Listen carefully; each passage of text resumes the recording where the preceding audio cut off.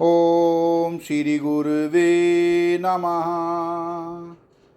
ओम शांति शांति शांति। प्रणाम भगवान।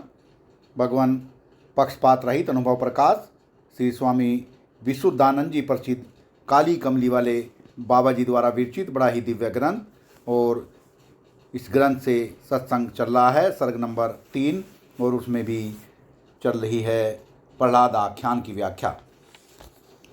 सो सत्संग कंटिन्यू करते हैं भगवान। पराशर जी कहते हैं, हे मैत्रेय, अब प्रहलाद चरित्र सुन। शुक्राचार्य अपना जीव छुड़ा के निकस गया है।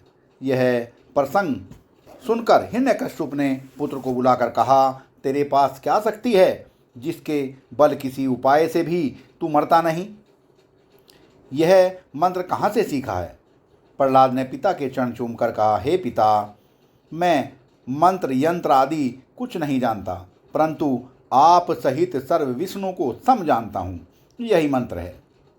हिरण्यकश्यप ने कहा, अपने आत्मा को त्याग कर दूसरे को सिर पर रखता है सो बुद्धि की मंदता है। इसी से आप सहित सर्व आपको जान जो तीन ताप से छूटे।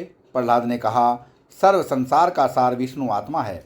जिसने सार को ग्रहण किया है तिसको असार झूठ संसार क्या दुख दे सकता है। यह वचन सुनकर राजा ने अति क्रोध किया। वहाँ एक पर्वत 100 योजन पृथ्वी से ऊंचा था। हुक्म दिया कि उस पर्वत से इसको गिरा दो। आज्ञा पाकर राक्षसों ने ऐसा ही किया। प्रहलाद जानता था कि सर्वव्यापक विष्णु आत्मा ही है। इस विचार से उसको कुछ भ्रम न हुआ। पुनः उससे भी ऊंचे पर्वत से गिराया गया केशव के हाथों पर ले लिया। पर पुनः उससे भी ऊंचे पर्वत से गिराया, पर केशव ने हाथों पर ले लिया। यह दृढ़ उपासना का फल है। विष्णु ने प्रहलाद को कहा, जो तेरी इच्छा होए सो मांग। प्रहलाद ने कहा, मैं वह सेवक नहीं जो अपने स्वामी से कुछ मांगूं।